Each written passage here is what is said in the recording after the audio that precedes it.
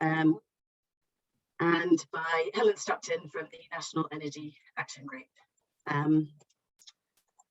We are recording the meeting today, and this will be shared on the event page, which I'll post in the chat, and also via the EPSRC YouTube channel. So if you have any questions for the presenters or the panel, please do pop them in the chat, and we'll pick them up at the Q&A for the last half hour of the session. But for now, we'll move on to the presentations because we've got quite a lot to get through. So I'll hand over to Miriam Roeder from the Supergen Bioenergy Hub and Aston University with our first presentation. Miriam. Okay, thank you, Katrina. I hope you can hear me all right. And I have to admit, I'm literally in Glasgow at the event, and I just managed to run over for half an hour from the venue to the hotel, so I'm still a bit kind of like warm and out of breath. But here I am, and I will try to share my. Hang on, I'm not sure I can share my screen. Katrina, can you have my presentation? I do, yeah. I will try and just have like bring it up. I think that's the easiest way of doing it, if that's okay for you. Yeah, that's fine. Okay, so while you do that, so hello to everyone. I'm Miriam Roeder from the Supergen Bioenergy Hub. I'm based at Aston University, and I lead the topic group systems in Supergen, which looks into the wider sustainability implications of bioenergy pathways and systems. And I'm going to talk about some work we did together with the industrial partner, actually funded under the Innovate UK Energy Catalyst, which is a project in the Philippines. Okay, I'm just waiting for the slides to come up. Here we are. There we go. Perfect. Thank you very much, Katrina. So the project in the Philippines is all about rice straw, and where we wanted to develop and set up a biogas pilot plant in the Philippines to utilize the rice straw. The reason for that is because currently, or in the very recent past, rice straw was managed in a very unsustainable way. It was usually disposed by either burning in field, and farmers have been encouraged by the agricultural policymakers to incorporate the rice straw instead of burning it, but that leads to agricultural challenges. So we looked into the problem to find solutions how to use that rice straw in a sustainable way that is beneficial for the farmers and also could produce some renewable energy. So it's a really kind of like whole system approach concept where it's not just about energy as such, but also providing benefit to the farming community and farming practices. And our key issue in that project was really to develop a community co-designed business model that allowed farmers to take part in it and let us know what practices and what decisions are important for them and how we can support their practices. And a key objective was then to enable positive sustainability trade-offs from rice straw biogas. And if I talk about trade-offs, that means it wasn't about optimizing a system, but understanding what aspects are relevant to the system, where are benefits, where are risks within the system, and find pathways and business models which maximize these trade-offs, not necessarily just focusing on the benefits, but also mitigating the risk. Okay, Katrina, if you could go to the next slide, please. So how we did it was really... Okay. It's working now. Yeah. Okay, there's on in the background. I don't know where is that. Yeah, it's gone. Good. Good. Okay, so what we did is we took a very qualitative approach, working with the farmers, which started doing focus groups and interviews with the farmers to help inform us what aspects are relevant for business models. And we developed business models, we drafted business models, we did some multi-criteria assessment around these business models to understand where risks and benefits are within these models. Then we took these business model drafts back to the farmers and discussed with them how to how they actually validate these business models and where they see a potential contribution from their side and involvement in the business model, and also where the energy which is produced would be supporting the actual demand. Katrina, next slide, please. Okay, thank you. So this is just kind of like drafting the ideas we discussed with the farmers. So as I said, the current status when we started the project was that the straw got burnt in the fields or the straw got incorporated. And the idea was with the business model that the straw is removed in a sustainable way, and then that there are different options to produce and to use the biogas. So the biogas production was the same in all cases, but then the question was about what is the biogas used for? And we came up with 4 different approaches. One was around providing the biogas back to the farmers. Another one, so that they could use it for their households. Another one was something more like a concept like a fuel station, where the biogas is available for buying to everyone. And then depending on what the people want to use it for, they can buy it, but also to have a CHP on site that could provide, for example, provide electricity that people could charge their phones, or if they had biogas-driven vehicles, that they could fuel these vehicles. Another idea was around developing microgrids for industrial use that provide electricity and heat. And another business model was a biogas integrated with mushroom production, because mushrooms, straw mushrooms, have a really high value-added service for farmers, because that means they could have an additional income to rice farming. Okay, Katrina, to the next slide, please. Okay, so as I said, the whole process was very qualitative and had a lot of community engagement and talking to different farmers groups from different localities in the same district, but farmers being organized in different ways. So we had, for example, the cooperative. We had a more association with farmers where they were more freely and had less kind of like cooperative decision making. We had farmers which were organized as organic farmers, but also spoke to individual farmers. So we had farmers from all kinds of different governance levels. And it was quite interesting, because if you go in these projects, and when these projects are funded, and they were funded under the Energy Catalyst, the key focus is really around energy access, and where we could provide energy access with a really high score, so that the energy actually would go directly back to the farmers. These were interestingly the business models where farmers said, like, yeah, that's interesting, but we're actually using LPG at the moment. It's affordable. We're not having so much an energy security problem. It's more about the cost of energy. So it's not the availability of energy in terms of supply. It's more really around the cost. So that business model around the providing gas, which they had to buy, wasn't too attractive to them, because I said, like, well, I'm not saving anything and I have something else. While the business models which had much more an integration into their existing supply chain, in terms of, for example, using the heat for drying of the rice before milling, or providing energy for pumping water, or especially the mushroom business model, where farmers could get directly involved and could have a value-added branch within their current farming. These were the ones which had kind of the highest scoring by the farmers. So it was really about that the farmers wanted to see something where they also benefited from the intervention, not just in terms of energy, but also in terms of the whole system and their farming practices. Next slide, please. Thanks, Katrina. So as I said, we looked at different aspects within the system to understand where benefits and risks lie. And the key message here really is, from what we found, I don't want to go into the detail, is that we found that the biogas business model, no matter which one we looked at from the 4 different business models, they all were more beneficial for the farmers than current practices, because we had this additional post-harvest change to their system.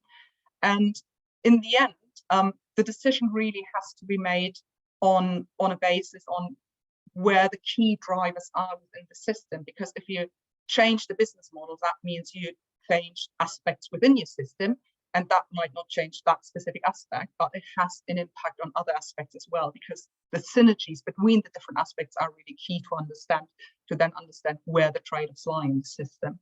Next slide, please. And obviously, we talk to the farmers, but if you have a technology intervention, it's also about the company or the stakeholders who do the intervention, because obviously you're not running a AD facility without making any profit and any revenue. And understanding these different stakeholder groups is really key, because they have different interests and they have different drivers. And so seeing the farmers and seeing the AD operator and see where there's common ground to support the business model that's beneficial for both is really important. And you might, if you just talk to one side or the other side, you get only a very single-sided picture in that case. And that might not help to build a sustainable business model that includes all kinds of stakeholders along the supply chain. Next slide, please. Okay, another thing we then want to understand, that's some work we have done quite recently, is to understand the socioeconomic benefits of the bioenergy approach. And when I say bioenergy, I include the wider agricultural system in that as well, because that's part. Without the agricultural system, we're not having any bioenergy. And we wanted to take it beyond that point where the discussion is just around energy and just around climate change, and especially where it's more than just around the financial side, because the cost of bioenergy is usually much higher than existing energy sources. We wanted to show the socioeconomic benefits. Sorry, I've just got some echo. And so we looked at different aspects where these benefits can be delivered, which was around climate change, health risk, employment, food security, energy access, and energy security. And when I talk climate change, we wanted to understand the social cost of reducing emissions and saving greenhouse gas emissions, but also in terms of the health risk, understanding the social cost of reducing pollution, for example, from straw burning. We looked into the employment in terms of how many jobs are created through this technology intervention and through the changes of practices. And in terms of food security, because we introduced, for example, rice drying, and we introduced new harvesting practices, which meant that less post-harvest losses could be created. And then obviously we can't ignore the energy access and energy security point of that.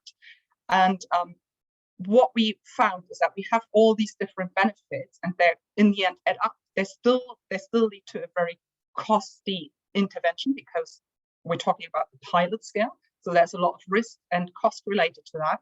But showing these non-monetary benefits has a really high value to show what co-benefits are there within the system, which are more societal benefits and go beyond the actual cost of things. And then if you look more deeply into it, you start to realize and to understand how they actually support also different sustainable development goals, which are very central to these type of projects. Next slide, please, Katrina. And I think that's my... Thanks, Miriam. Yeah, just have to hurry up a little bit. Yes, okay. The next one's my last. It's not, yeah, no, other way. We're going backwards. There we go, sorry. Okay, so I'm being very quick on that. So we could show that we improve energy access, we have environmental improvements and socioeconomic benefits. And obviously these outcomes vary depending on the business model. So we can't take a broad brush approach and saying like, oh, we always get the same benefits. We might get similar benefits, but they're really context specific. But what is more important is to really understand the interfaces between the different aspects, and you could just cluster into environmental, economic, and social, because if one aspect changes, it will also affect another aspect, and it's important to find the best trade-offs within the system, not just trying to maximize and drive one of these aspects, because it might have then actually a negative impact on something else. And understanding these relationships is really important. But the stakeholder approach as such is even more important, because only that way we understand what the demand and community needs are, and that helps us to develop a better understanding of these systems and what is needed and how these community interventions are actually in the long term also sustainable, and that should be part of all decision making. Thank you very much, Katrina. Thank you, Miriam. That was a great start, really helpful and interesting. So we'll move on to Furong Lee now from the Supergen Energy Networks Hub and also from University of Bath. Furong, would you like me to share your slides as well? I just try to share. If I could open. I think it's complicated. It requires me go back to computer setting system. So if you don't mind to share the slides.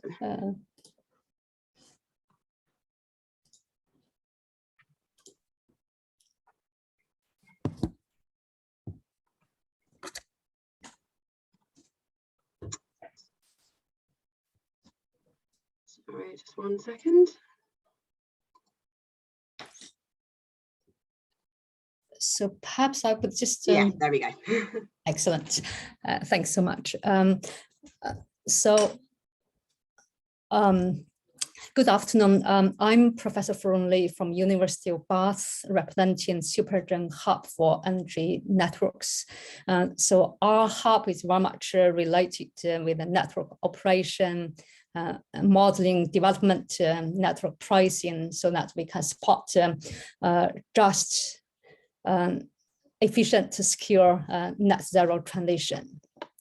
So what I'm trying to do today is really highlight some of the social issues we observed from our network analysis by integrating heat pumps and electric vehicles, and also look into some of the social injustice from the current commercial arrangements.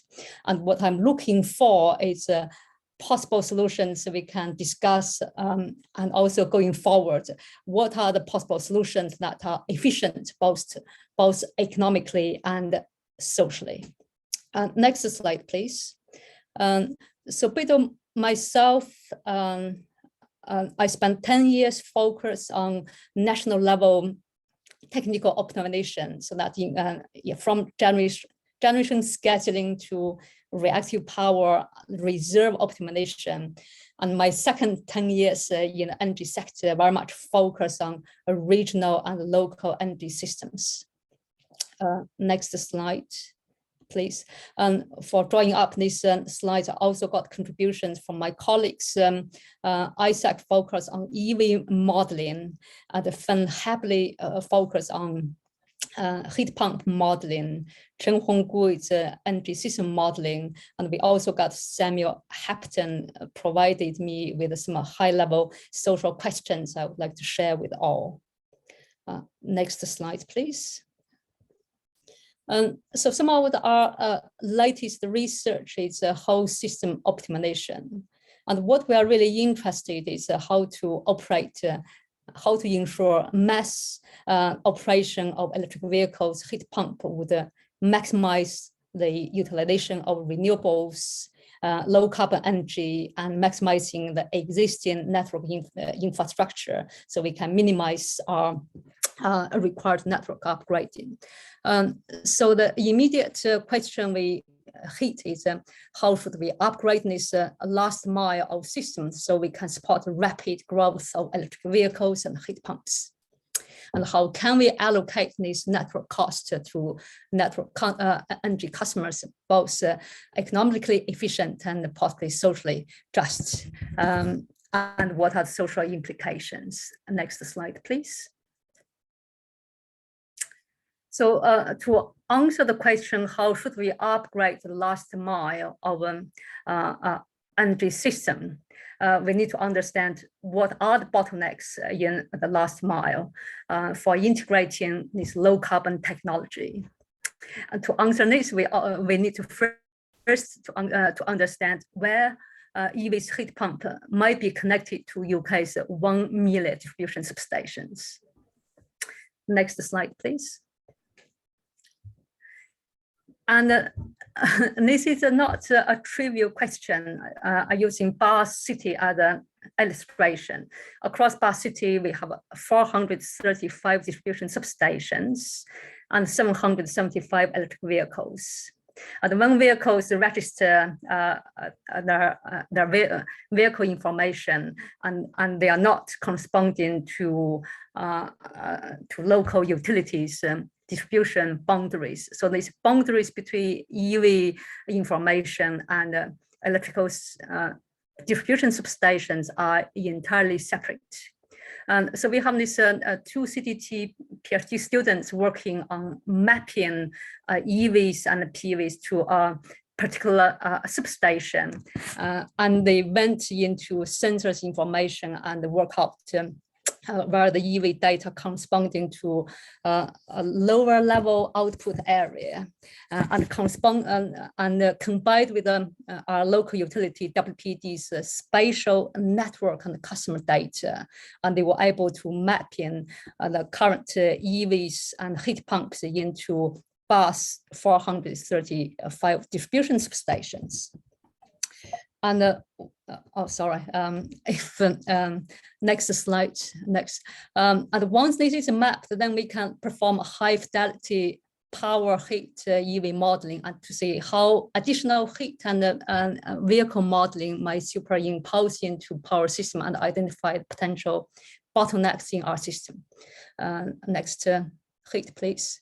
And with that, we are able to extending our low voltage modeling tool developed between Bath and WPD into heat and power, heat and transport modeling. So if you can see the right-hand side, you can see the base power energy usage pattern and how that how the vehicle charging and heat pump charging might look like, and they can superimpose on the power charging. Next slide, please. Or we can go over to next slide.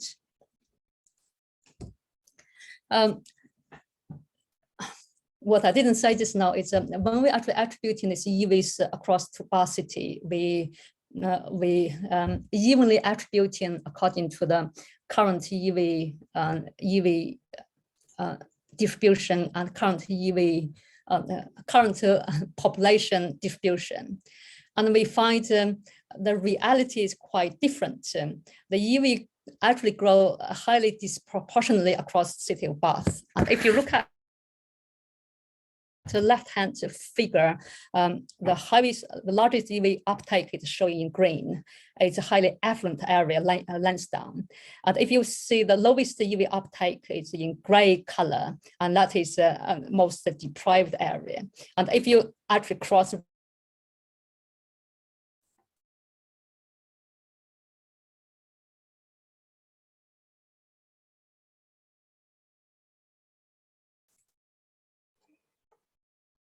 Looks like we might have lost Farong there.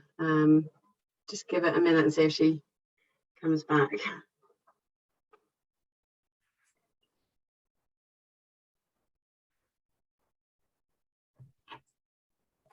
Hello? Yeah, we didn't lose you, Katrina. I can still hear. No, you've got me, but have you lost Farong? Yeah. Yeah, okay. Just give it another minute, see if she can come back. Otherwise, we might need to move on to the next presentation. Yeah, I think she's trying to join again. She's trying to join again. Yeah.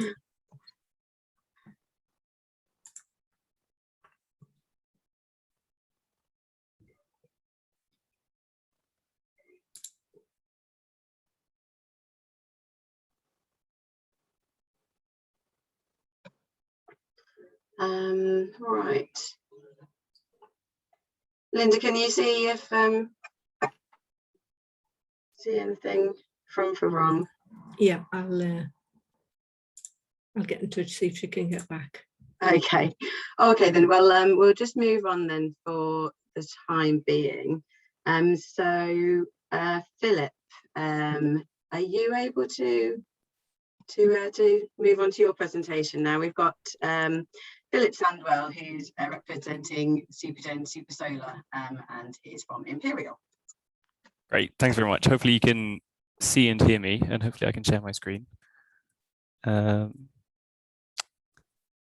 Just set it up. Okay. Looks like it's working, thank you. Perfect, great. Let me know if there's any issues. Yep, so great, thanks everyone. My name is Philip Sandwell. I'm from Imperial College London, and I'm going to talk about some of the social impacts of sustainable energy in displacement settings. So Miriam did a great job of introducing some of these topics already, which means I can zip through some of them. So I think we're all familiar with the Sustainable Development Goals. Of course, SDG 7 is kind of our favorite, or my favorite, but there's lots of interlinkages between SDG 7 and how it can support the other Sustainable Development Goals too. So in the context of sustainable energy in developing countries, that could be interacting with SDG 3, which is about good health and well-being by providing electricity in health centres. It could overlap with SDG 4, which is about quality education, providing lights in schools or internet connections. And throughout all of this is also connected with SG13, which is climate action and kind of the foundation of all the sustainable energy that we're trying to promote. And in displacement settings in particular, which can mean things like refugee camps, or it can mean people that are displaced by war or conflict or natural disasters, it also overlaps with SG16, which is all about peace, justice, and strong institutions.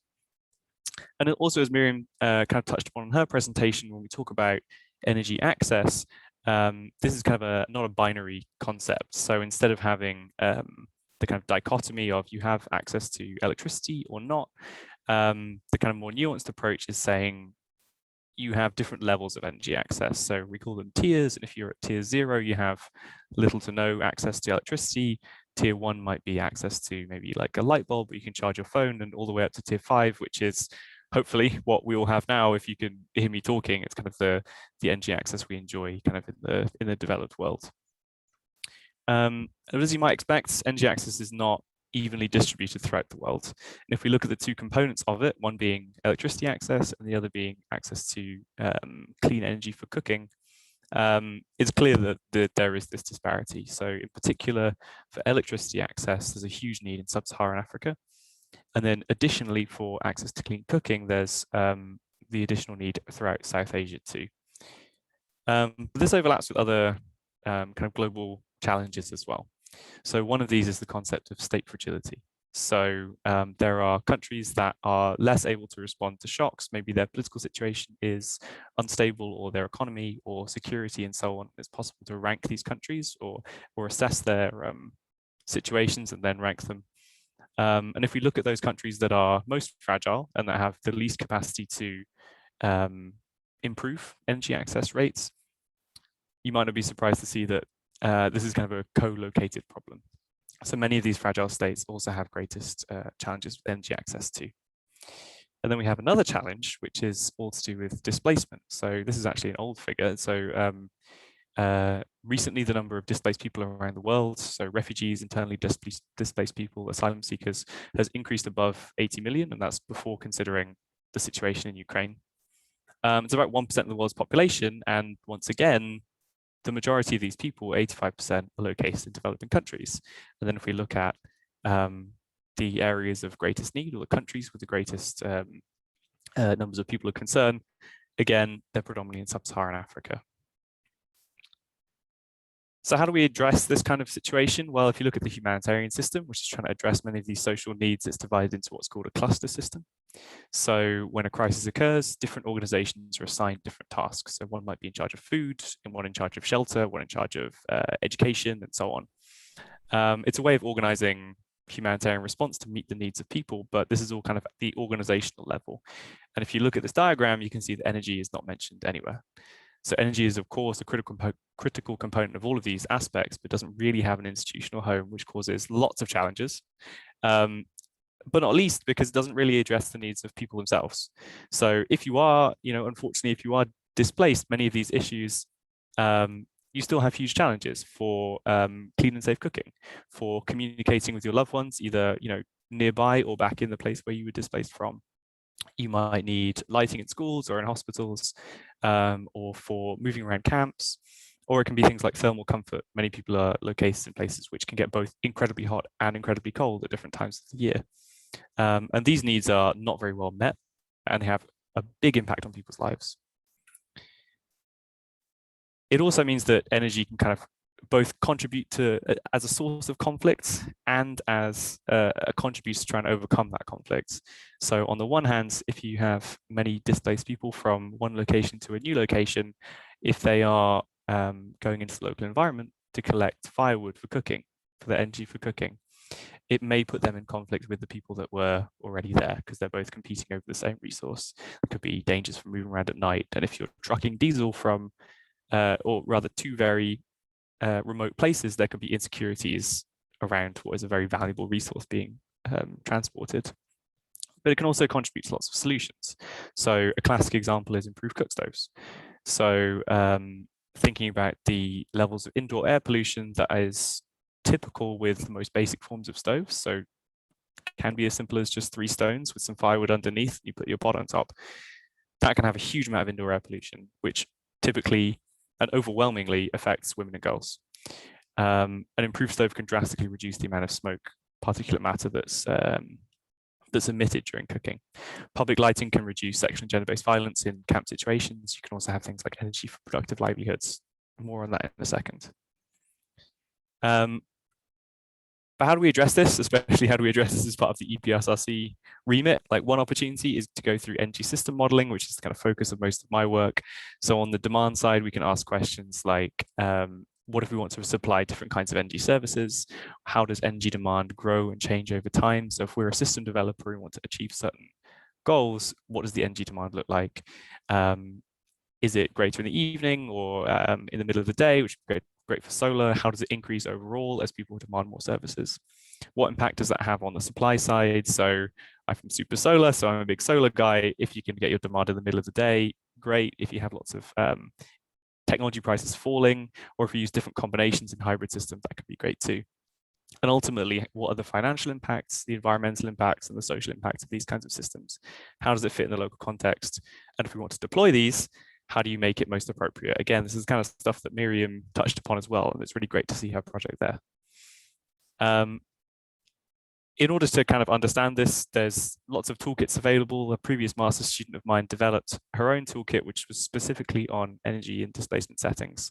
And to over-summarize, probably, it's all about looking at the problem from as many different angles as you can. So looking at the needs of the community, the local context, the stakeholders.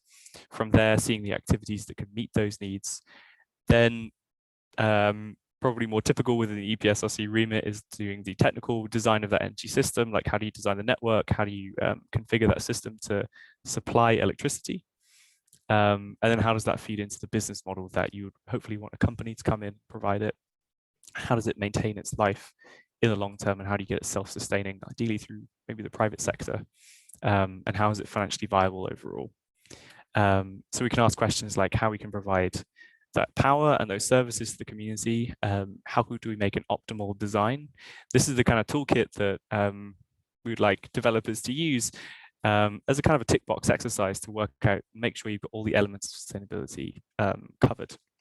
This is a theoretical exercise, but thankfully we also deal in the practical. So we have a project that was built in a place called Mahama Refugee Camp in Rwanda. So it's home to about 60,000 people. It's the largest camp in Rwanda. Mostly displaced people from the Democratic Republic of Congo and Burundi. And this is a really nice project. It was between Imperial, it's between Meshpower, which is a local Rwandan company, and a local NGO. Previously, there was an electricity system that provided electricity via diesel. This project came in and installed solar and batteries to make it a hybrid system and basically use as much solar energy as we could to offset as much diesel fuel as we could. Theoretically, during the project, we thought, what could you do if you connected refugee businesses in the local marketplace? There's a marketplace pretty close by. What kind of opportunities would be there? And over the course of the project, this became real. So the system was extended to that marketplace. Then it became a question of how do you make sure this is sustainable? Because if you're connecting more people, you'll use more diesel fuel, potentially. Is this still profitable? And the answer is yes. So gladly, we can say that it is fully possible to use the same amount of equipment, get the most out of it by changing the operational strategy. We did that through energy system modeling, and also connect really quite a large number of businesses to offer them a new opportunity that they never had before, the levels of energy access that they were achieving for the first time. So to summarize, coming up against time, sustainable energy can be a catalyst for sustainable development, but we really need to focus on the impact for people that need it most. And in this case was displaced people in humanitarian situations. If you want to maximize the benefits, we really need to focus on how it fits in with the needs of the local communities and also the kind of system that we're operating in this case, the humanitarian system.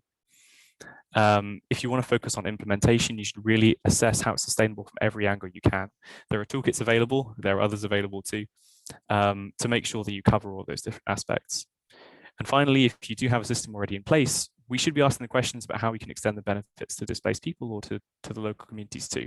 This system was originally just for humanitarian organizations, and we managed to maximize the benefit to a greater number of people and provide new opportunities for them. So that's all from me. Thank you very much, and I'll pass back to the hosts. Thank you. That was brilliant. Thank you very much. I think hopefully we have Farong back. So if I share my screen, Farong, are you able to continue? Yes, I can. Great. Apologies. I thought my time must be up. Yeah, well, sorry, we're running a bit behind. So yeah, if you are able to get it as quickly as possible, that'd be great. Yeah. I think that we come into the analysis to see that EV grows disproportionately across city of Bath. And in fact, we see more network investment required at affluent area, which is, as we expected, we see the cluster effects.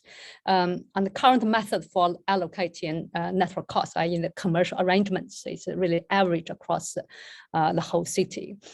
So what we can see is the poor actually contributing to network investment for the rich. Next slide, please. Unfortunately, the picture is equally bleak for the whole country. So ISAC did analysis for the whole country, and it's clearly indicating the lower IMD had a highest EV uptakes and vice versa. Next slide, please. So in terms of allocating network costs, commercial arrangements, how we can strike the balance between social and economic efficiency. Current postage stamp average clearly have implications, social implications. And if we are moving to more cost and social reflective pricing, should we go over to volume-based, capacity-based, locational based and time of use based, and how we can square those different parameters. And more importantly, should we reflecting this disparity in low carbon transition, or could energy policy, regulation, energy company and community groups could support those underrepresented group and reducing that disparity at first place, i.e. we would see some potentially community low carbon technology uptakes in a greater speed than they are today. Next slide, please. So I would finish my slide with a last bit of thoughts from our psychologist, Sam Hampton, and his idea, if we want to address the justice implication, we need to understand how to assess. And this assessment, bear in mind, there would be internal factors, external factors. So internal factors involves what are the motivations, methods, and experts of particular assessor, how they may influence the way that users are represented and issues of justice being addressed. External factors including, do we have enough available data? Can we access to right users and participants? And the priorities of justice and inclusion by project partners and funders. I think I would stop here. Thank you so much. That was great, thank you. Yes, a very important point there for researchers, isn't it? So Tim, if we can move on to you, would you like me to share your slides? No, I'm okay to share, I think. Fantastic. Can you see that okay? We can, yes, thanks. And can you hear me? Yes. Okay, in which case I'll kick off. Good afternoon, everyone. My name's Tim Mays. I'm Professor of Chemical and Materials Engineering at the University of Bath. I'm co-director of the Hydrogen and Fuel Cell Supergen Research Hub, which is all to do with hydrogen as an energy vector for an energy transition to net zero. Just as a bit of history, I've been working in the Supergen projects for nearly 20 years now. And one of the first Supergens was the project here at the top, UK SHEC, which is the UK Sustainable Hydrogen Energy Consortium, which I was PI of. That ran for 10 years or so. There have been other Supergen projects, and the current one in this space is called the H2FC Supergen, which is what I'm representing today. It's a continuation of a journey that's nearly 20 years long. And the project will be finishing at the end of 2022 this year. And we're looking forward to developments beyond Supergen into 2024, but that will be for another occasion.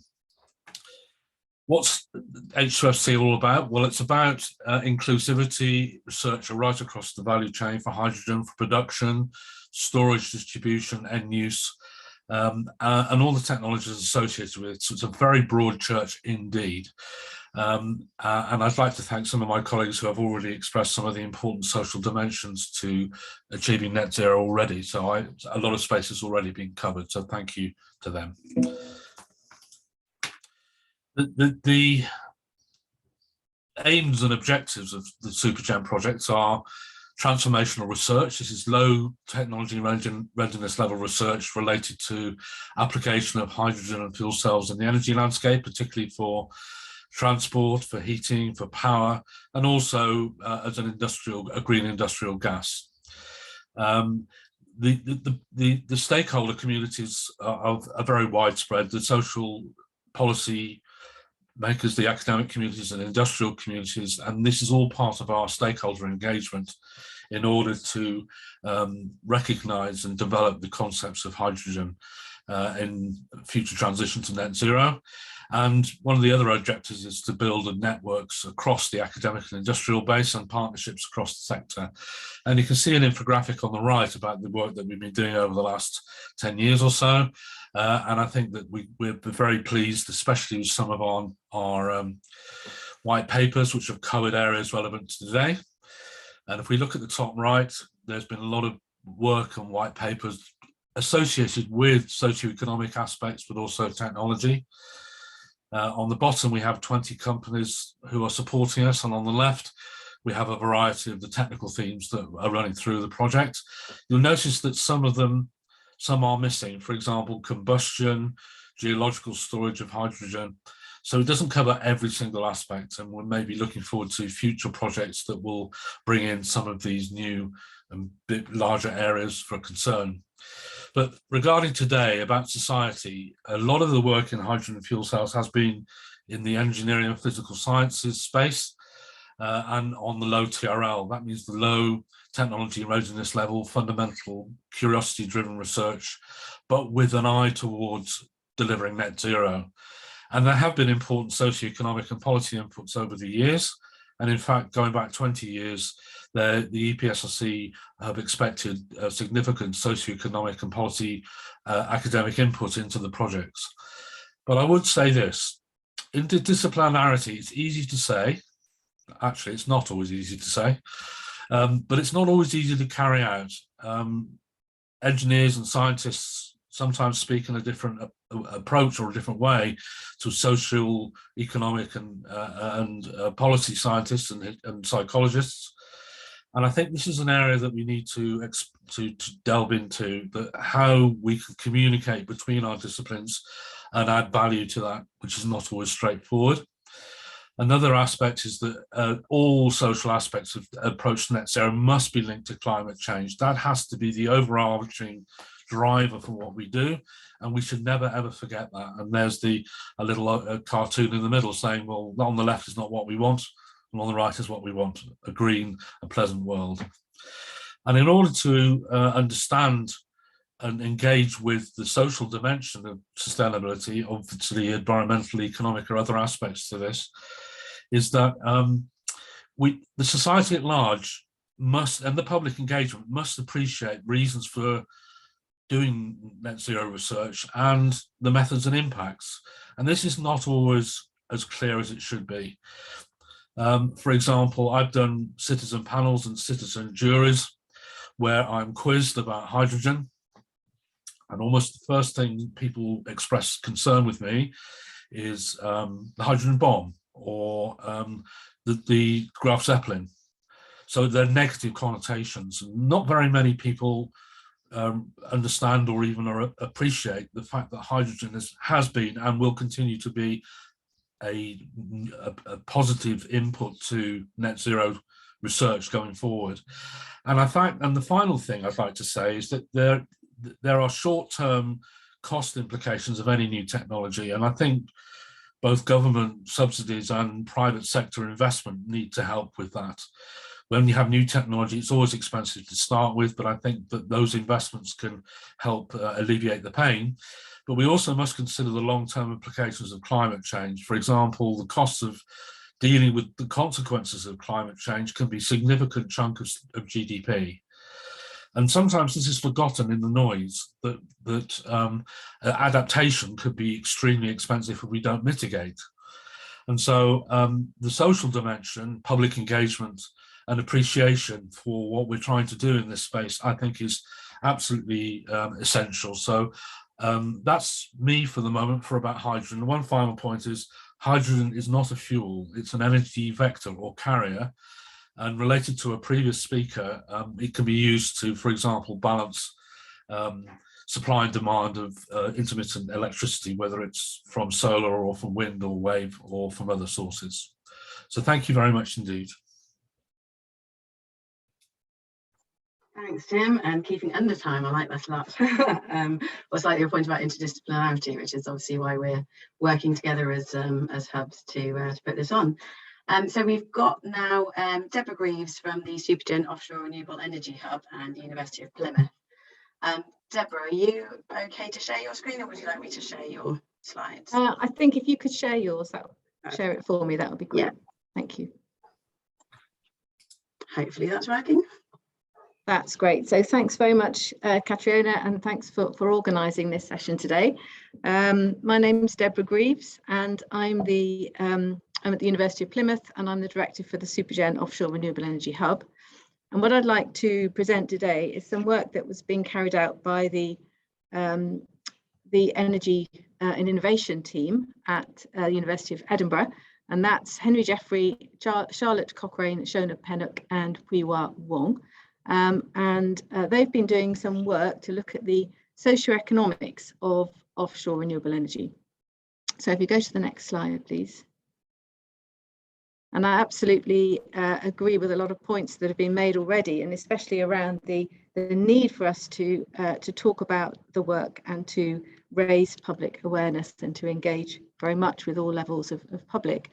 But just to present this work, so looking at the benefits of offshore renewable energy, and within offshore renewable energy, we're talking about offshore wind and marine energy, which includes wave energy and tidal stream. And those are the specific areas that we're talking about here.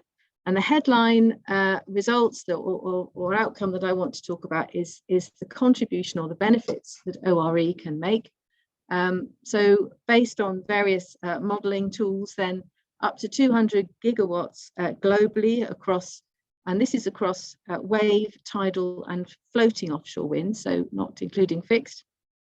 Then on Tim's point about balancing the different, the demand for electricity and the different sources, intermittent sources of renewable generated electricity, then the addition of a mixture, a good mix, reduces the overall system dispatch costs and ends up with a good balance between the potential supply and demand. And then in terms of the economic benefit, the research here shows that the GVA benefits to the UK economy of nearly 80 billion pounds from the combination of wave, tidal stream and floating offshore wind. Next slide, please. So the team have carried out energy systems modelling.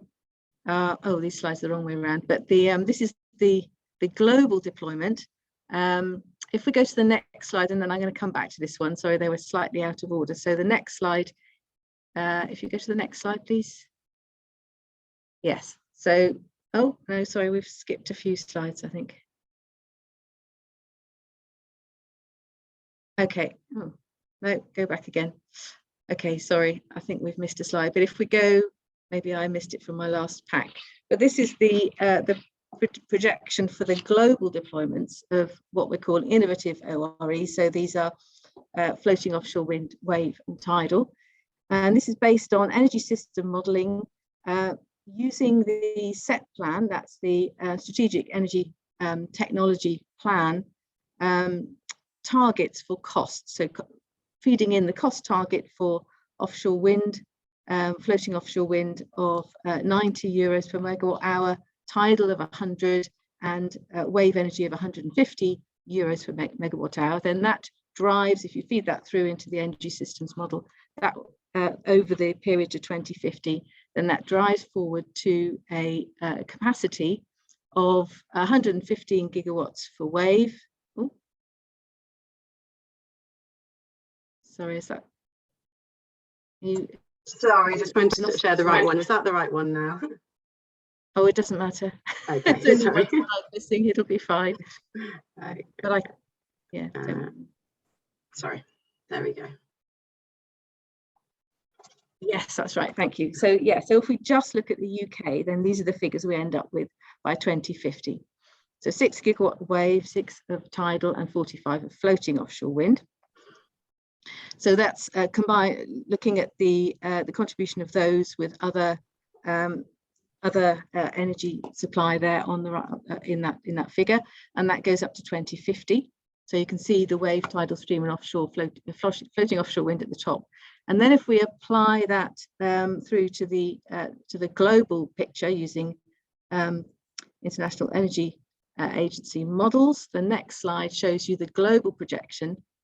And there we are. And then at the bottom, at the lower part, you can see the contribution from the UK into those. So as I say, these are energy systems models driven by cost targets. If we go to the next slide, then we can look at how the different mix of these intermittent renewables work together to provide those system benefits. So if we look at the UK electricity demand, first of all, then the grey line shows that. You can see going across the year, typical year, then obviously there's a large demand in the winter and less so in the summer. And then if you click the slide, you should see the contribution that wind as a whole can make. But there are some gaps, and then the next slide shows solar, which clearly has a sort of inverse correlation, and we've got best solar production in the summer. And then if we add in tidal, stream, and wave energy, so the next click should put in tidal, so that's consistently available, but of course in cycles. And then the next click will put on the blue line for wave generation, which actually has a very good correlation with the demand. But taken all together, then there are some significant benefits to the system. So the overall cost can be reduced. We can improve contribution to net zero by reducing other dispatch solutions, and instead we can use these combination of different sources of renewables. So going to the next slide, please. So those are the system benefits. And then also we've got the GVA, or economic benefits, for the UK economy. And in this modelling, then the left-hand side is the domestic deployment. So this is the figures we had before for deployment through to 2050 in the UK. This is floating offshore wind, tidal, and wave. And on the right-hand side, international deployment. So the potential for export market for the UK in these innovative technologies. And then on the next slide, we've got those again presented, but this time showing the combined domestic and international deployment markets, low ambition and high ambition, and that relates to the proportion of the supply chain that will be captured from the UK economy, the UK market. Next slide, please. And then, of course, the jobs behind those, that economic benefit, that represents supply chain engagement and jobs for the UK. And for offshore renewable energy, then often those will be in coastal communities or coastal areas where there's typically low economic regions anyway. So it will be supporting those and help to regenerate those areas. Next slide. So the overall takeaway from this work is that there are significant system benefits towards meeting net zero by enabling higher penetration of offshore renewables and reducing the energy system grid balancing costs by including floating offshore wind and wave and tidal all together. And then there are also significant potential benefits in terms of economic benefit and jobs, particularly for areas which might need that regeneration in coastal areas, and therefore helping with to support the social transition. Thank you very much. Oh yeah, sorry, I should just put a shout out to the report on the website if you want to find out more information about those in the full detail. Thank you. That's great. Thank you very much, Deborah. You mentioned the just transition as something that may come up in our panel discussion at the end, but first we've got our final speaker, final presentation from Xinfang Wang from the Supergen Energy Storage Network at the University of Birmingham. Xinfang, are you able to share slides, or would you prefer that I do it? I will share it now. Can you see it? Yes, great, thank you. Okay. Yeah, thanks everyone. Hi, I'm Xinfang. I'm an assistant professor at the University of Birmingham in the Center for Sustainable Cooling. And the good to be a final speaker is that many of the speakers already covered some of the backgrounds and key points that I'm going to make, but it will be good to share a different approach that I'm going to present today. So this approach I use to look at the social impacts of how that would affect the technology solutions to help with people from energy storage options. It's called a capabilities approach. So I'll introduce you in a bit more detail.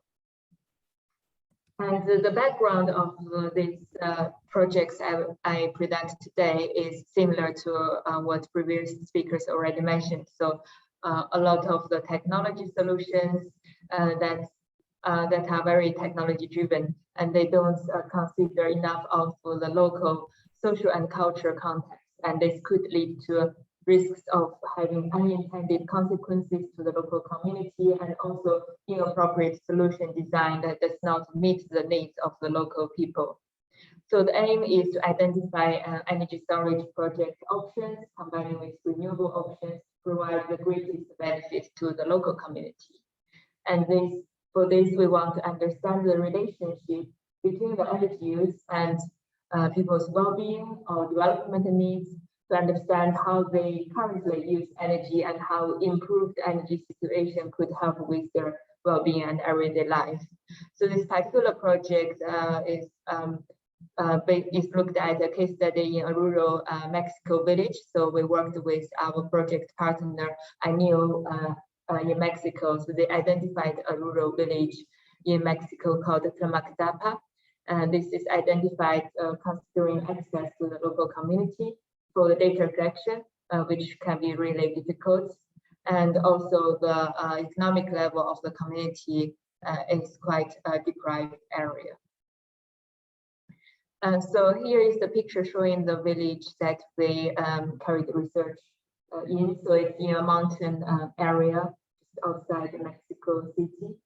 And they have, because they are up in the mountains, they lack water supply and the lack of electricity to pump water. And the top right picture is the well where they would normally collect the water. But when I visited, there was absolutely no water there. And we also carried out focus groups and revisited the community to talk about energy storage options. And so this capabilities approach is a multidimensional way to understand people's well-being and development as the first step. And these different dimensions of capabilities, they cover, for example, health, security or safety, people's making a living, their education, religious practice, their dignity and social respect in everyday life, how they maintain relationship with friends, relatives, and colleagues, the environment around them, and also how they enjoy their recreational activities. So for this analysis and data collection, we start to ask them of their basic capabilities across the area, and then ask about their everyday life in relation to meeting those capabilities. And then we look at how energy service could meet people's everyday life needs, and then look at what energy supply could then provide the energy service that could help with their life and everyday practice. So here is just to show you some examples of what we find. And this example is especially in relation to lighting practice. So we started to talk to people, and people mentioned different things in relation to their health, education, religious practice, and relationship with others, and so on. So for example, they mentioned about children could not play outside in the evening, people cannot do sports or go to the doctor in the evening when it's needed because of lack of street lighting.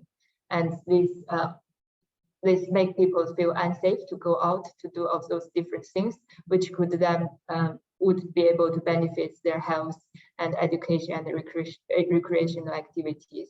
And also people mentioned that they wouldn't be able to do handcraft in the evening, which is the main way of the making a living, and children couldn't do homework in the evening at home, or because of lack of lighting at home, and also lack of lighting in the church that affects their religious practice, and there's lack of lighting in the market, so affects people's income activities as well.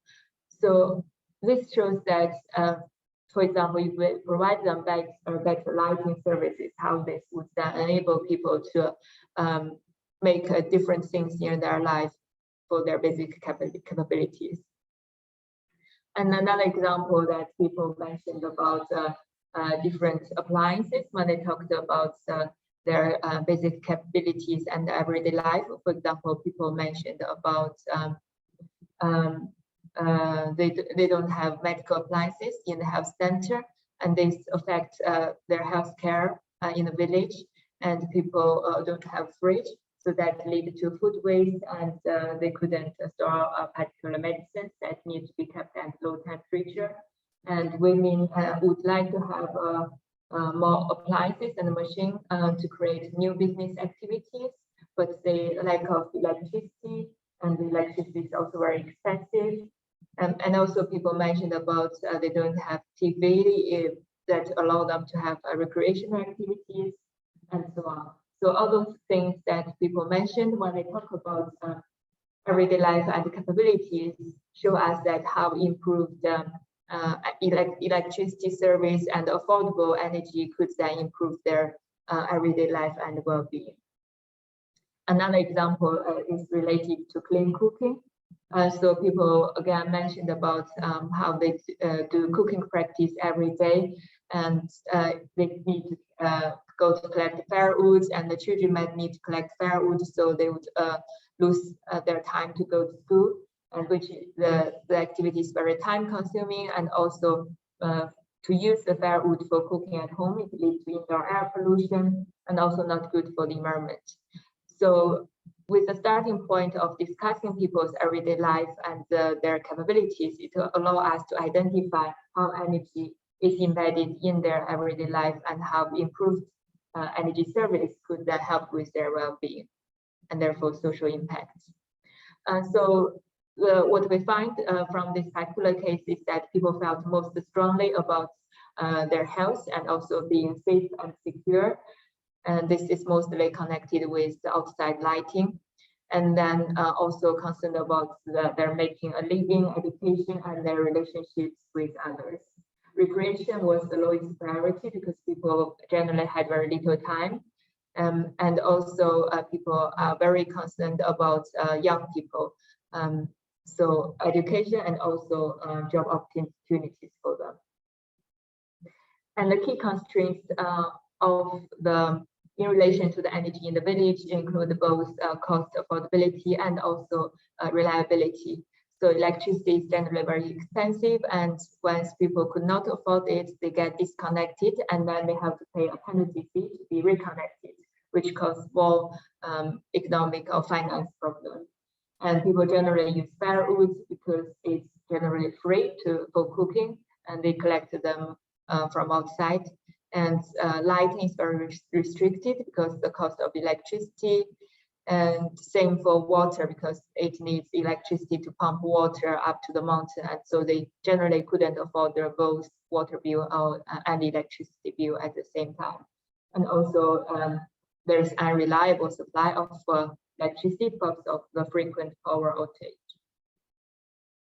So then we discussed about the different project options based on what they told us and what they need in their everyday life. So we discussed about, for example, provide street lighting, install PV and energy storage in their community buildings to help with the church, the school and health center, or options about providing clean cooling. And then we compare different technologies for those project options. So different types of energy storage, whether to use PV or combine PV with energy storage. This is particularly affected by the land in the mountain area, which is very limited, considering their needs for agriculture as well. And also to look at their peak demand of energy use, and how energy storage could help to supply their electricity more constantly. And so the key message we find we want to highlight from this project is that there are many technology solutions, but any technology intervention, they should both have the robust technology, but also strong community support. And we believe that assessing the needs and identify the potential projects that meet the community needs is a very crucial first step. So, and the projects, they need to deliver equitable outcomes. So considering empowering women, allowing them to do more activities and create new job activities, considering equitable outcome in terms of income and age groups, especially for young people. We think that energy storage combined with renewables, they can meet social development needs, but we need to very much consider about any unintended consequence from those projects. For example, taking this village as an example, if we do provide electricity for them to pump water up to the mountain, then we need to think about whether this water source is shared between this village and other community nearby as well, because we don't want to put other communities into a more disadvantaged place because of this project we have with the particular village there. So we have a paper published on this particular project that you can have a look further. Thank you very much. Thank you very much. Some really interesting examples from that case study, and lots of crossover with the UN SDGs again. So at this stage, I would like to hand over to our panel chair, Helen Stockton from National Energy Action. And Helen will be sort of picking up questions from the chat, so please do put anything in there, whether it's about the presentations that we've already had or just general questions for the panel. Thank you. So just very briefly then, in terms of by way of introduction, my name is Helen Stockton. I'm Research Manager at National Energy Action, a national field poverty charity. And I'm delighted, and thank you for the invitation to join you for the Supergen Hubs webinar and panel. And thank you to all the speakers for their excellent presentations, very varied and really interesting, and have sparked some interesting thoughts for me, which I'll put to the panel shortly. So as a national field poverty charity, just kind of briefly by way of introduction to myself and NEA, NEA has worked alongside Newcastle University and others involved in the Energy Networks Hubs for some time, and part of this has been about communicating and understanding the relationships and connections between energy networks and other stakeholders, for example, and in particular their role in creating a fair and just energy transition, and the importance of consumer or households in this, in particular vulnerable, fuel poor, low income households.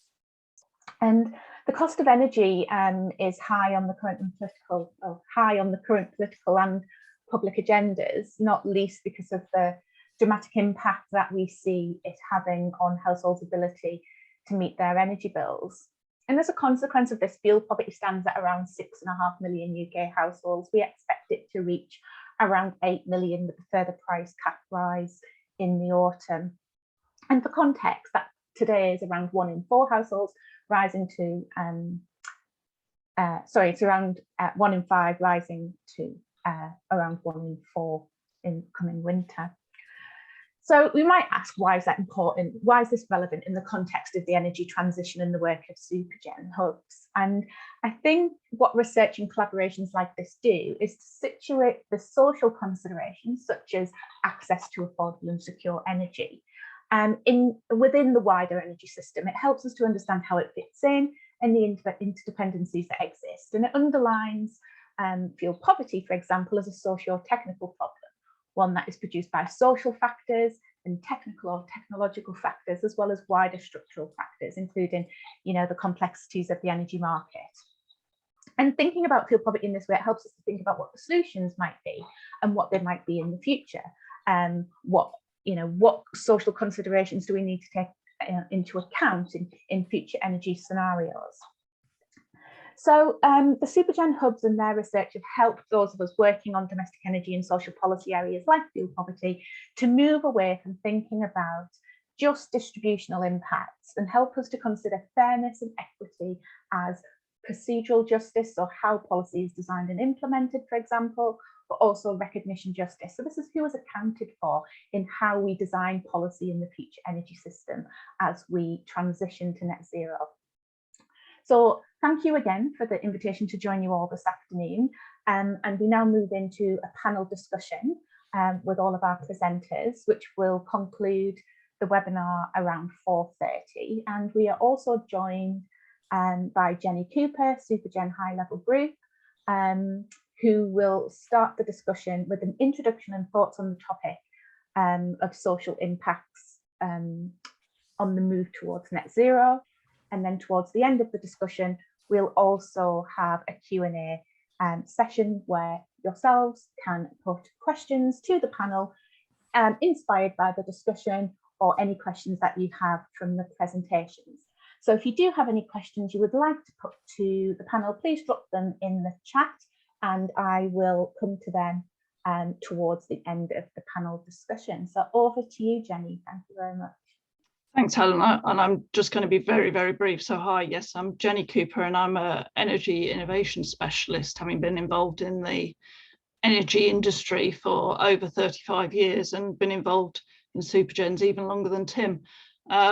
So when this was set up in 2001, we were in a very different place because privatizations were happening and basically there wasn't a research community. So this was set up, Supergens was set up not only to do the research, but actually to grow the community, to grow that capability and capacity.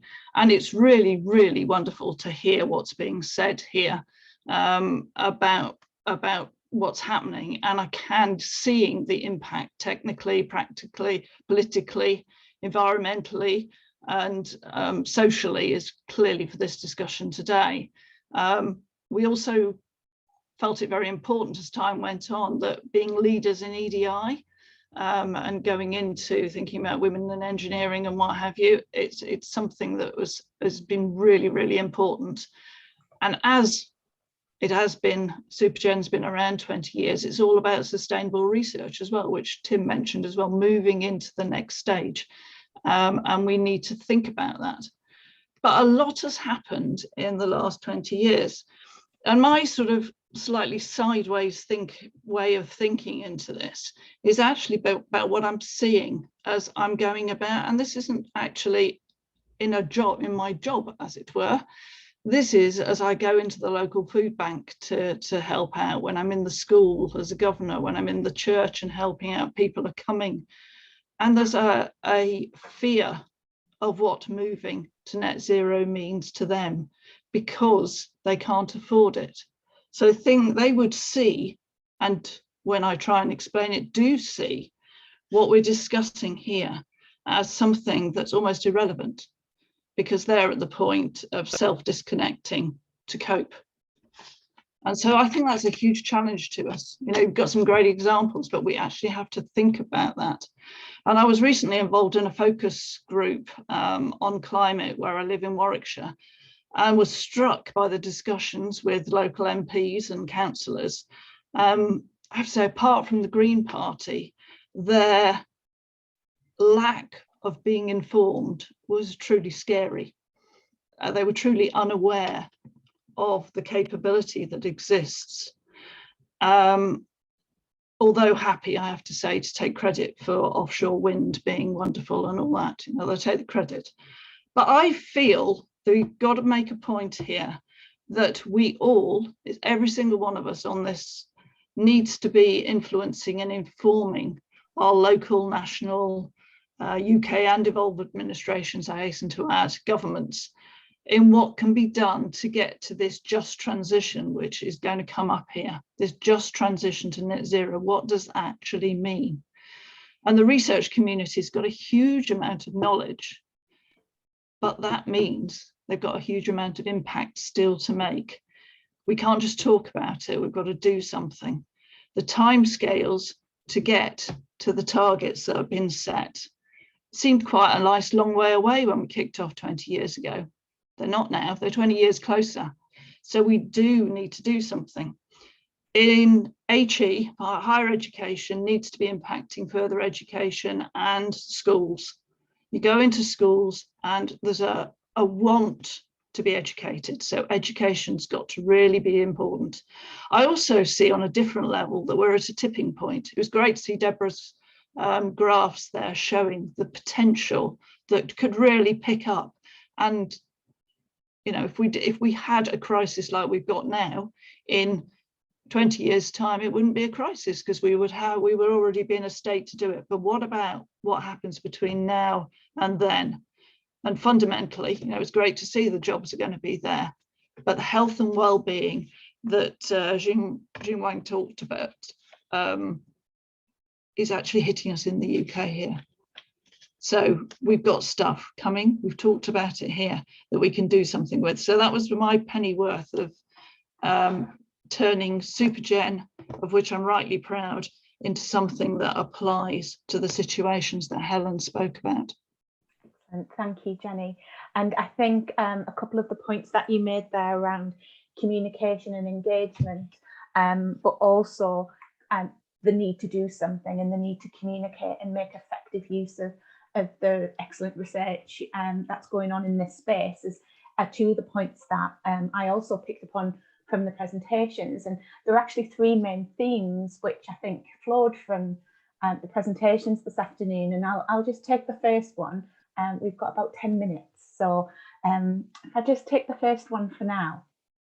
So a couple of the presentations and a question from Michelle Lascelles in the chat. Apologies, Michelle, if I pronounced your name incorrectly there. Spoke to issues of recognition and procedural justice. So these are the things I was talking about in terms of how we can ensure that net zero engages with and accounts for the needs of multiple communities to ensure fair representation that is reflected in policy and action. And I was just wondering on that, what are the panel's thoughts on how the UK might be best able to do this across different parts of the energy system or for different energy vectors? So Tim, you spoke about hydrogen, for example, and Miriam provided an example on engagement with farmers on biofuels and how the research engaged them on business models and reflecting, you know, their experience and preferences, and how well what research produces reflects reality and can be applied practically. And I was just wondering if the panel has any thoughts on how we can do that, how we might do it better, or any examples of good or innovative practice in this space, because I think representing different communities, reflecting their vulnerabilities or the risks or opportunities will be really important. Miriam, you have your hand up. I'll hand over to you first. Thank you. Thank you, Helen, and I hope my internet connection can cope with that, because I get a bit of voices once in a while, but I try my best, and I try to be really short. I think what I flagged already, community-based approaches are really important because they capture the needs of different people. And what Jenny just said is a really important point. Oh, we lost Miriam. Give her a couple of seconds to reconnect. Miriam, if you can still hear us. And the way we approach our projects think that's really important for research to not just go in and say like, oh, we have fancy technologies and we can do X, Y, Z, but it comes at a price. To show the co-benefits to policymakers, decision makers, and investors, for example, is really important to show there are these great opportunities, but they often are very cost intense and don't kind of like happen by themselves. And to show these co-benefits helps to these decision makers to understand what can be achieved, but also what's actually needed to make these things happen, and allow everyone to participate in that, and to give everyone the opportunity to take part and not create an unjust environment of who actually can have access to net zero technologies, to net zero business models. So I think the kind of like bottom-up approaches are really important, while we need the top-down support to enable them. Excellent, thank you, Miriam. Yes, I think you're absolutely right. Taking into account, you know, not just needs and preferences, but how important it is that we ensure that not only everyone gets access to, you know, net zero opportunities, but that people have equal opportunity to benefit from them as well, and that detriment doesn't fall disproportionately on, all costs don't fall disproportionately on certain parts of the community. Tim, I think you were next. Over to you. Thank you. Yeah,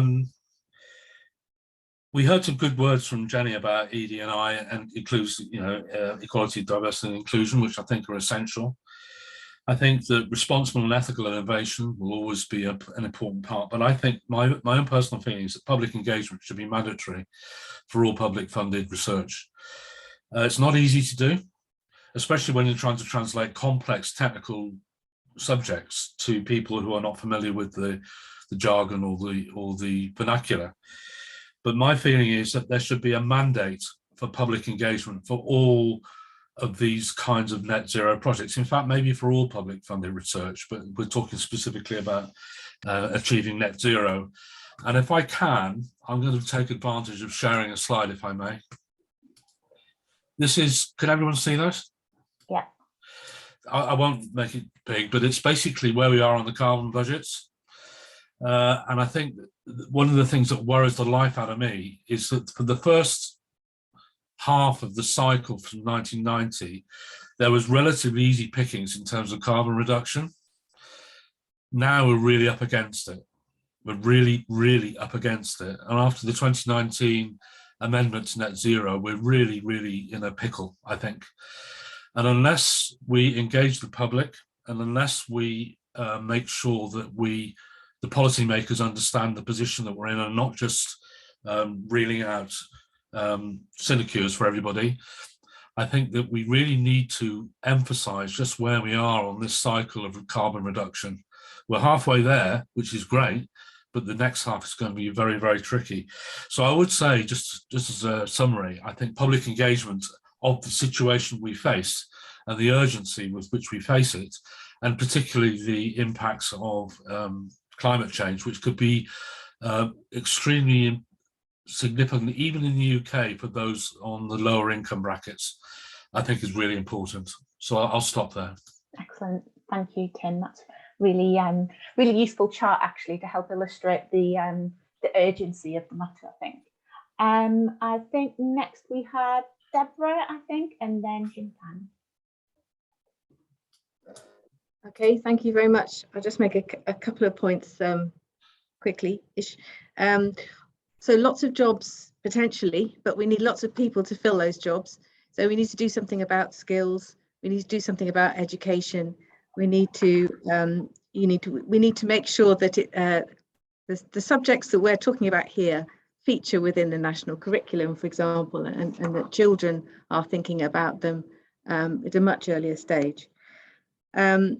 We have these targets, for example, the offshore wind sector deal includes an ambition for 33% of women in the workforce by 2030. I think that probably means that all women in technology need to work in offshore wind that are in there at the moment. So we just don't have enough people coming into the top of the funnel in order to get into the pipeline towards being able to fulfill the number of jobs and the opportunity that exists.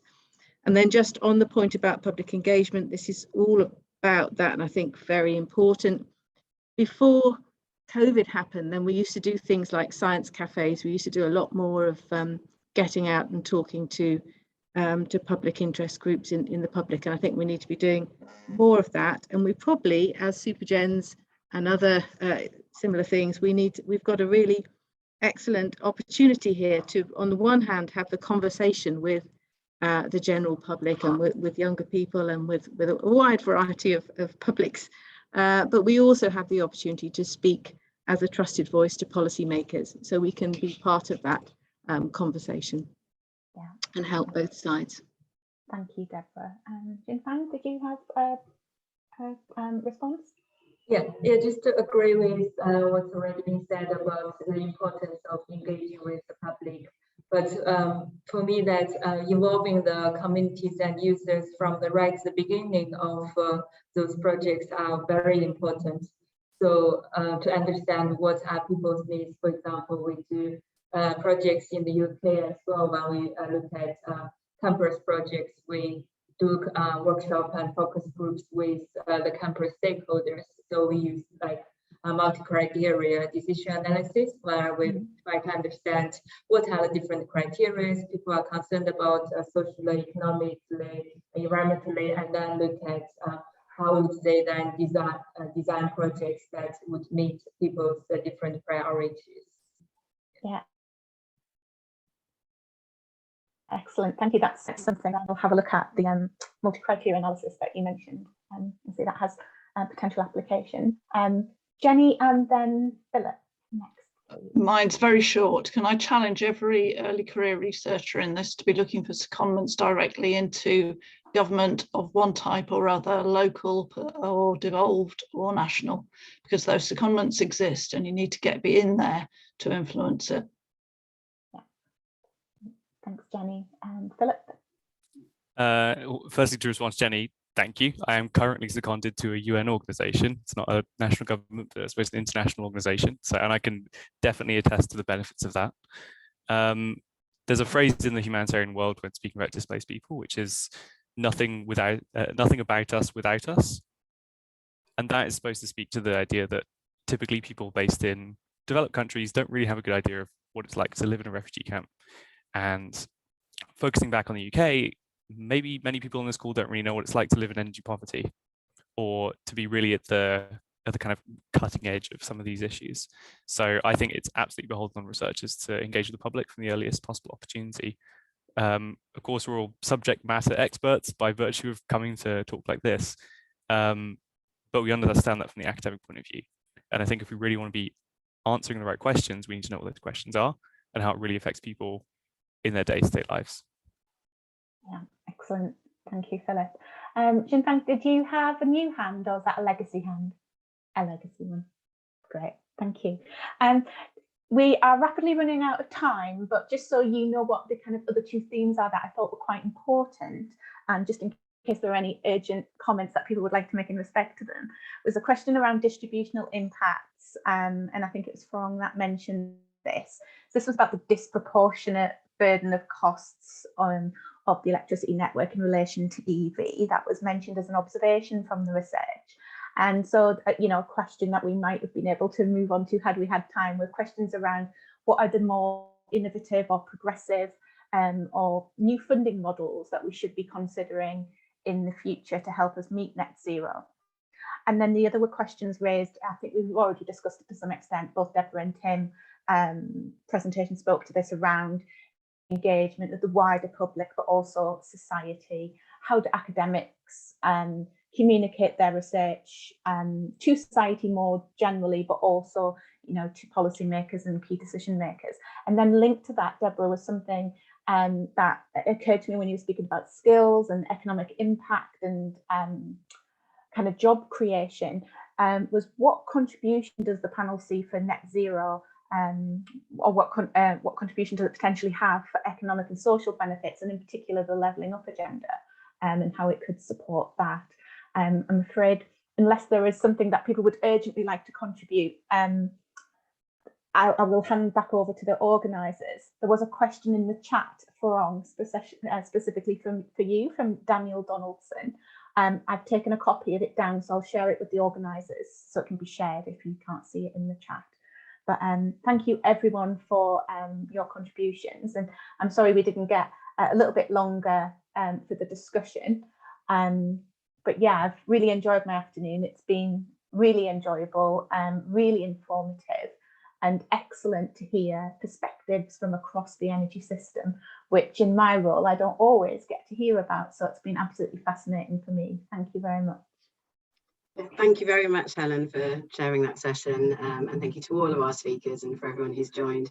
Sorry we didn't get to go through everything that has come up, but hopefully these conversations will continue for the rest of EPSRC Engineering Net Zero Week, and across hubs and networks in the future. The session will be shared on our website, so I've just posted the link in the chat there.